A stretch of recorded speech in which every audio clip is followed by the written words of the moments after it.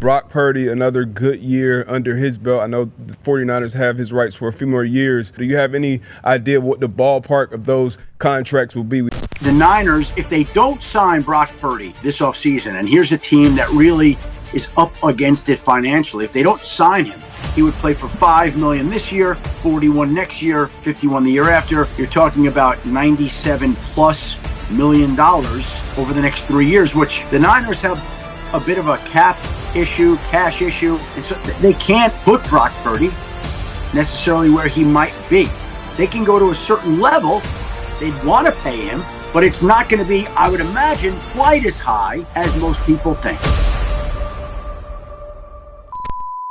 There has been a lot of Brock Purdy buzz floating around the internet in what appears to be a recent media blitz coming from the San Francisco 49ers. There's no guarantees that we get something done. You now seeing multiple outlets and pundits reporting the 49ers can't guarantee they're going to be able to get a deal done with quarterback one, Brock Purdy, this offseason. Now, why are the 49ers doing this? Well, I'm here to tell you it's part of a negotiating game.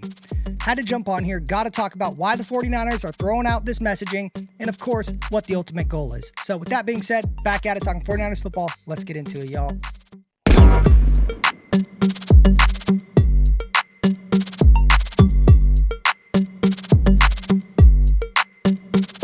Yo, what's up, everybody? It's your boy, Ryan Tigey, back in action.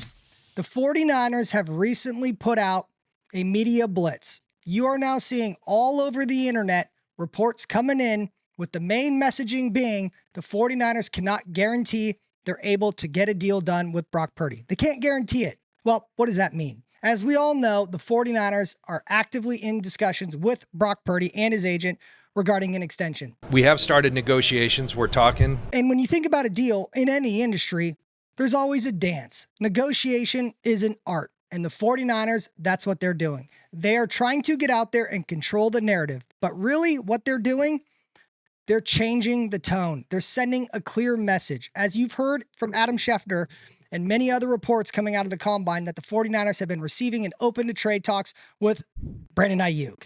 What the 49ers are telling players of any stature from quarterback all the way down to long snapper that nobody is safe. Over the past couple years, the 49ers have paid damn near every player, and the 49ers still have no Super Bowl ring to show for it. But what we're seeing now is the 49ers changing the narrative. With the season ending at a disastrous 6-11 and the 49ers putting all their chips on the table to make a deep run into last year and coming up short, the 49ers are here to let people know they're not playing games. As 49er fan, we have witnessed the past couple years, more so than probably about any other team, with the 49ers always going public and disastrous contract negotiations that ultimately get signed in the wee hours ahead of training camp. We saw it with Nick Bosa. We saw it with Deebo Samuel. We saw it with Brandon Ayuk.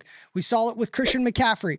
We've seen it with Trent Williams. The 49ers have done a lot of contracts and they have paid a lot of players a lot of money, and yet their performance hasn't reflected as a team to what they're paying in terms of money. Performance and what you get paid have a direct correlation, and if you don't participate and play up to the level that you're getting paid, things are going to happen. We saw it most recently with Deebo Samuel. The 49ers would rather take a $31 million cap hit by trading Deebo Samuel away versus releasing him and cutting him and then being able to split up that $31 million that they're taking this year in dead cap money and spread it out over 2 seasons.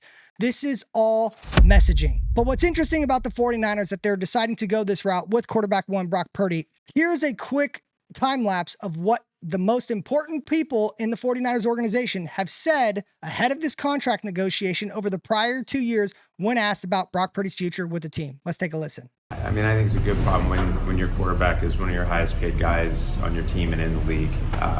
So there's a lot of planning that goes into it. But, you know, again, I'm glad that we have Prague, JL, Kyle. Like, they're the ones that will figure out the details of it. And I just have to sign the check. So my part in that's pretty easy. Brock is the leader of our team. I've loved these 3 years with Brock. I plan on being with Brock here the whole time I'm here. So, like, Brock's been a stud. He's a guy I got a lot of confidence in, and just as a human. But it starts with what he's done on the field these last 2.5 years, and we're capable of winning a Super Bowl with him. We just almost did, and and I know he's capable of getting the Niners Super Bowl in the future. Want Brock to be our quarterback as long as we're here and beyond, and we'll leave it at that. And to me, the quarterback is the most important position, not just in football, but in all sports. And those guys should be paid a lot of money. So although the 49ers are coming out with this new messaging that they're not guaranteeing to be able to get a deal done, the 49ers, they've showed their hand. They want Brock Purdy as the long-term quarterback. Brock Purdy's come out and said himself, he wants to be the long-term quarterback of the team. I know that I'm the guy for this organization and that I can do what it takes to help lead us where we want to go, and I'm confident in that. So we'll see. But here is where the 49ers have a little bit of leverage. As you heard, the 49ers still have Brock Purdy under contract for $5.2 million this upcoming season. With a part of the current CBA, they have the ability to tag Brock Purdy for 2 more years. They can keep Brock Purdy's rights for 3 more years with just over $90 million in money that they would have to pay Brock Purdy. So what are they looking to do? They're looking to not break the bank and pay Brock Purdy the highest NFL contract of all time. They did that with Jimmy Garoppolo. That didn't really work out. They have done it in other positions through various players. We've seen it with running back, although just to be outdone now by Saquon Barkley, but they did it with running back with Christian McCaffrey. They've paid 2 receivers top flight money. They've also paid George Kittle, tight end market. They broke that market. And of course, the highest defensive contract ever paid, still current Nick Bosa at $34 million per year. So the 49ers, their ultimate goal is we want to pay Brock Purdy money, but they don't want to break the bank and set records. Regardless of the pressure that Brock Purdy would be getting from his agent, from his team, from the Players Association, the 49ers, they're not looking to break new contracts. They do not have a Super Bowl. And what more importantly, they saw what happens when Brock Purdy doesn't have all of his skill weapons at his disposal.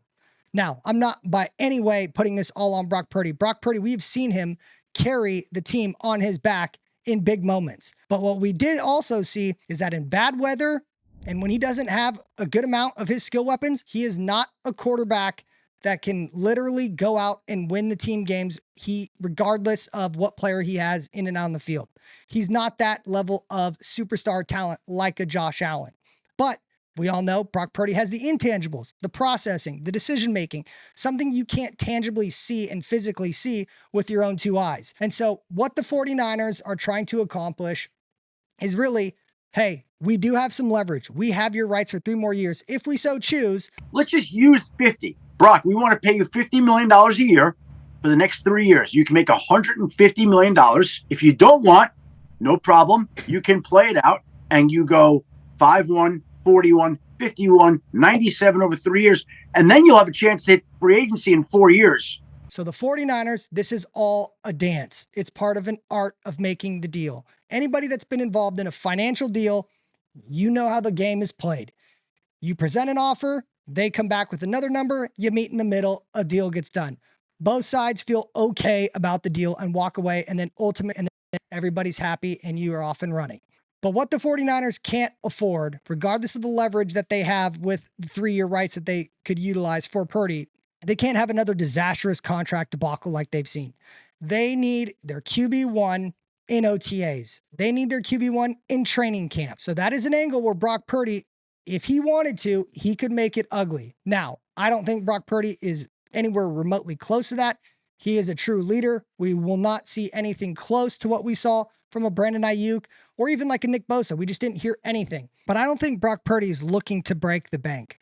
I think he understands the value that he brings, and of course, the value that having good teammates and skill weapons around you can make one successful. But what I find most interesting that I don't think it's getting enough attention about, I think the 49ers are more focused on the length of the contract negotiation versus just the overall dollar amount. I believe the 49ers, they're looking to do a shorter term deal. They don't necessarily want to be locked in to paying Brock Purdy $50 million for a 5-year extension.